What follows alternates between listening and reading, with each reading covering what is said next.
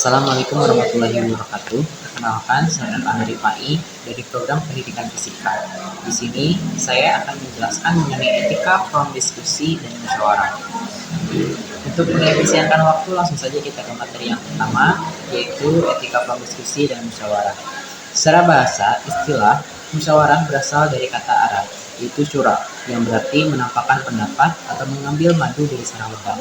Makna metaforis ini menggambarkan bahwa hasil musyawarah harusnya manis dan bermanfaat seperti madu, dihasilkan dari kerjasama dan kehati-hatian antara anggota forum.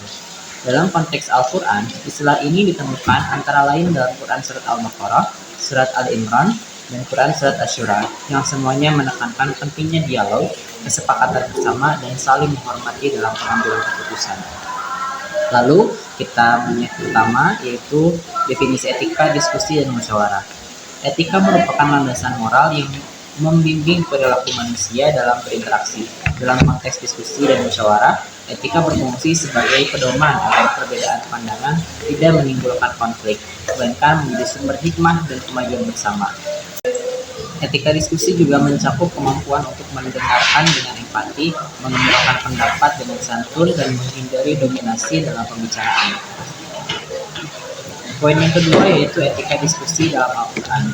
Dalam forum diskusi, setiap peserta sudah tentu akan berusaha mempertahankan dan memenangkan argumentasinya dengan berbagai cara agar mendapatkan sebuah kebenaran dan tujuan yang dicapai, maka diperlukan ketentuan-ketentuan yang mengaturnya sehingga dapat mempertemukan setiap perbedaan argumentasi dalam forum diskusi.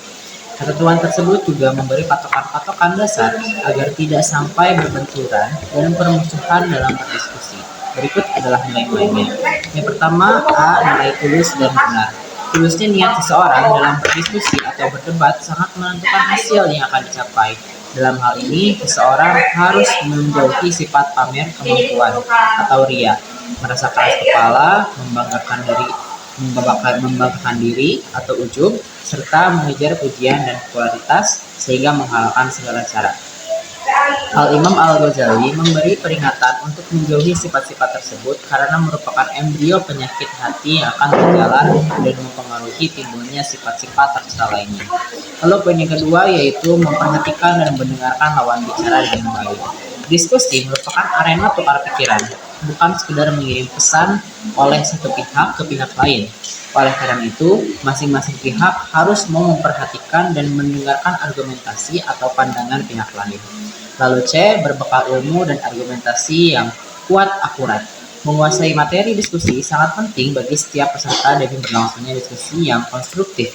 Beberapa ayat Al-Quran telah memperingatkan agar tidak berdiskusi tanpa berbekal ilmu, sebab akan mudah tergelincir kepada jalan yang menyimpang dan mengikuti bisikan setan. Sebagaimana terungkap dalam Quran Surat Al-Hajj, yang artinya di antara manusia ada orang yang berbantahkan tentang Allah tanpa ilmu pengetahuan dan mengikuti setiap setan yang jahat. Pada ayat ini, Allah menegaskan bahwa ada beberapa kelompok manusia yang berdiskusi tanpa ilmu dan argumentasi yang kuat. Setiap pihak yang terlibat dalam diskusi hendaknya mengajukan argumentasi dan bukti akurat yang dimilikinya.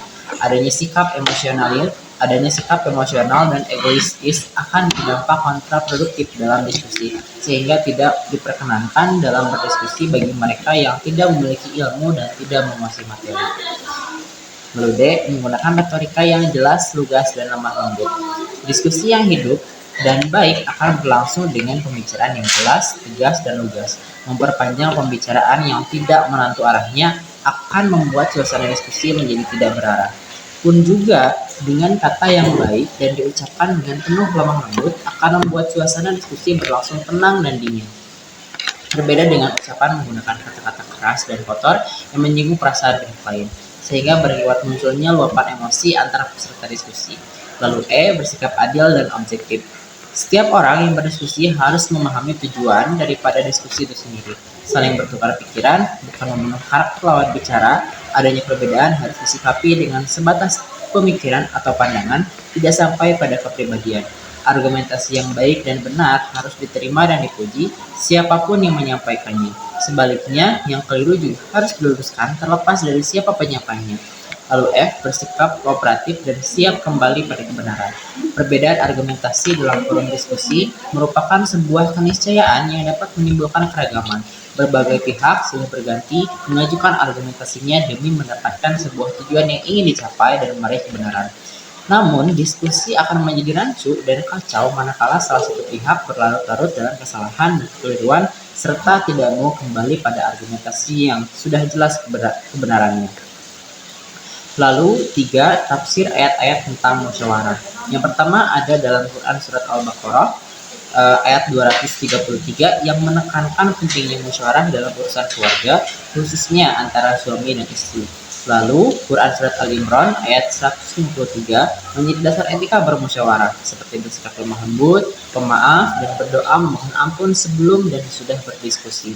Lalu, Quran Surat Asy-Syura ayat 38 menggambarkan musyawarah sebagai ciri orang yang beriman yang memutuskan urusan bersama secara kolektif dan penuh keadilan.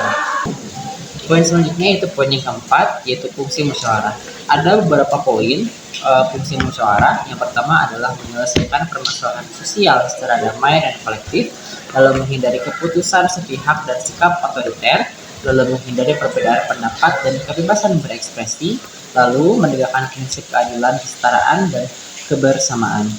Poin yang kelima yaitu musyawarah dalam perspektif tokoh tafsir. Yang pertama adalah Al-Qurtubi, menegaskan bahwa musyawarah adalah fardu ain bagi pemimpin dalam hal kemaslahatan umat.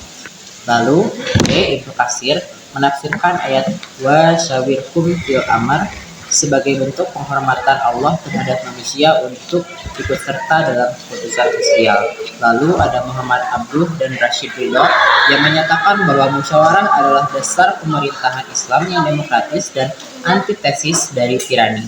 Lalu ada Tahir Ibnu Asyur menambahkan bahwa esensi musyawarah adalah melibatkan akal dan hati secara seimbang, bukan semata mengikuti mayoritas tanpa nilai kebenaran.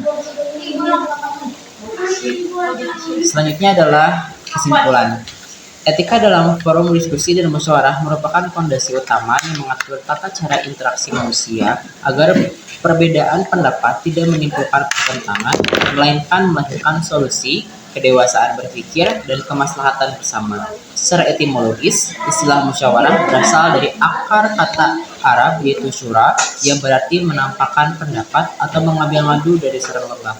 Makna ini menggambarkan bahwa hasil musyawarah seharusnya manis dan bermanfaat seperti madu, yaitu lahir dari kerjasama, kehati-hatian, dan niat tulus setiap anggota forum.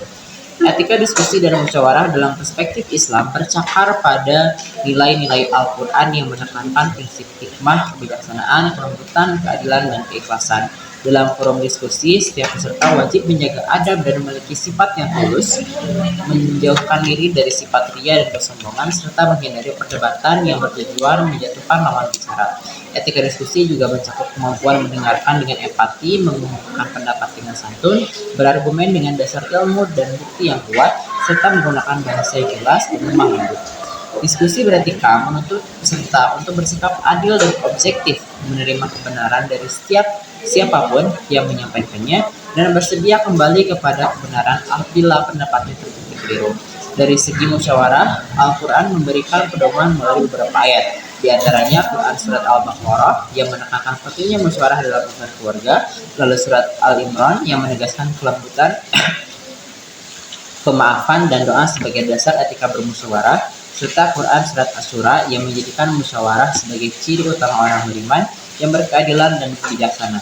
Dengan demikian, musyawarah dalam Islam tidak sekedar metode pengambilan keputusan, tetapi juga wujud pengamalan nilai-nilai iman dan akhlak mulia. Musyawarah memiliki fungsi sosial yang sangat penting, yaitu menyelesaikan persoalan secara damai dan kolektif, menghindari otoritarianisme, menghindari perbedaan pendapat, dan menegakkan keadilan serta kebersamaan. Dalam pandangan para mufassir fasik dan modern seperti Al-Qurtubi, Ibnu Katsir, Muhammad Abduh Rashid Ridho, dan Tahir Ibnu Syakur, musyawarah adalah kewajiban moral dan religius yang mencerminkan penghargaan Allah terhadap manusia sebagai bentuk rasional dan bermartabat.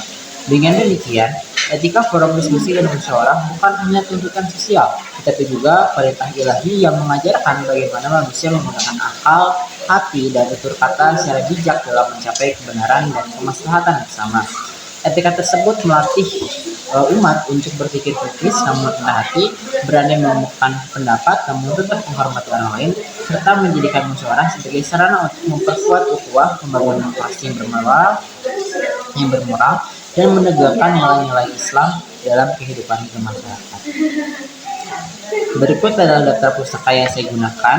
Yang pertama ada dari Firaludin 2025, kemudian ada dari Mustafa 2015, kemudian ada Etika Diskusi dari Zulfikar tahun 2019. Sekian yang dapat saya sampaikan. Wabillahi taufiq wal hidayah. Wassalamualaikum warahmatullahi wabarakatuh.